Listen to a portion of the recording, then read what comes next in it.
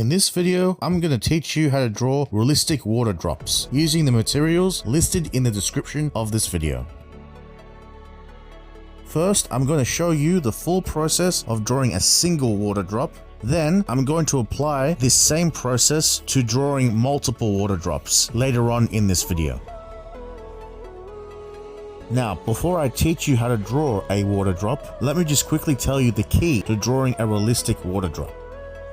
Wherever the light source is coming from, always shade the darkest area of the water drop closest to the light source and the lightest area of the water drop on the opposite side to the light source.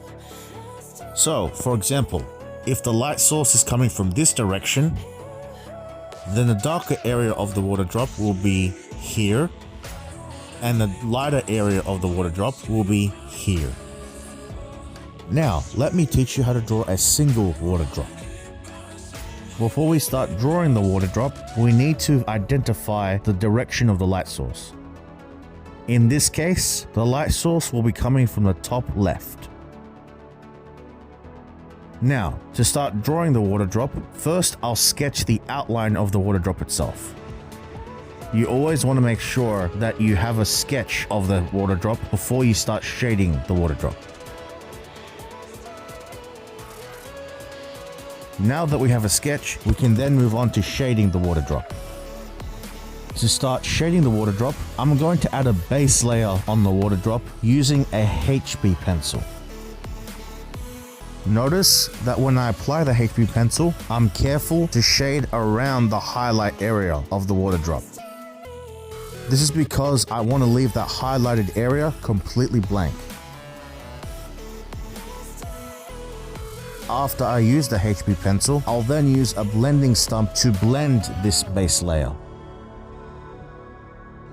After using the blending stump, I'll then grab the kneaded eraser to lightly erase some graphite off the bottom right of the water drop. This will make it look as if the bottom right of the water drop is the lightest area of the water drop, since the light source is coming from the top left. After using the kneaded eraser, I'll then use the 2B pencil to shade the darker midtones located in the top left area of the water drop. Notice again, I'm always shading around the highlighted area as I want to make sure that the highlighted area is completely blank. After using the 2B pencil, I'll then use the blending stump to blend this area, and then I'll finally use the 4B pencil to shade the darkest area of the water drop, again located in the top left of the water drop. As always, I'm shading around the highlighted area as I don't want any graphite to be on the highlighted area. If you find that there is some graphite on the highlighted area, you can always use an eraser to erase the graphite from this highlighted area. In this case, I'm using a Tombow Mono Zero Eraser as I am more able to accurately erase the highlighted area with this type of eraser. After shading with the 4B pencil, I'm going to use a blending stump again to blend over this area. Now that we've finished shading the water drop itself, we can then move on to the shadow of the water drop. In this case, I'm going to use a 6B pencil to shade the shadow of this water drop.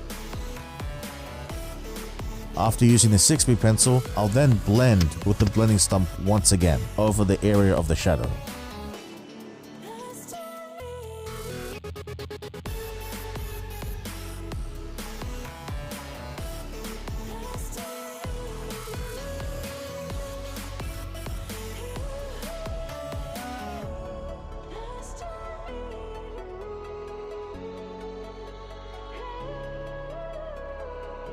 Now that we have shaded the water drop and the shadow, I'm going to use a HB pencil to shade the area around the water drop. This will make the highlighted area on the water drop stand out a lot more.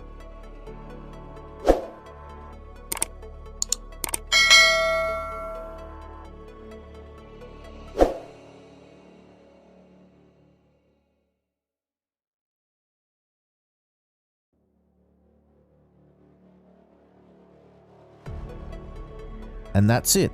Those are the steps to drawing a realistic water drop. Now, I'm going to use this exact method on the next example to shade multiple water drops. So let's get to it. Notice for the bigger water drops, there is actually a small area of light in the shadow itself. That's one subtle difference between drawing larger water drops and smaller water drops. So it's worth keeping that in mind when you're drawing water drops.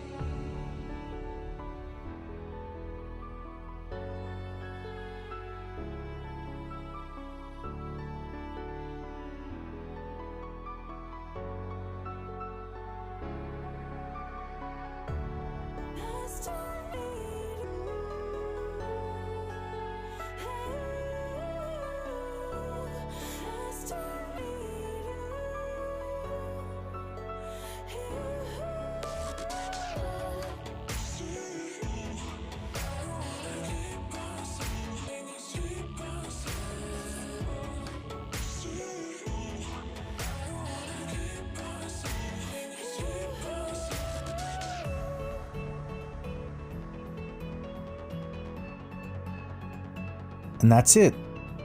If you enjoyed this video and learnt from this tutorial, please leave a like. And if you want to see more tutorials like this, please subscribe to my channel. Thank you for watching.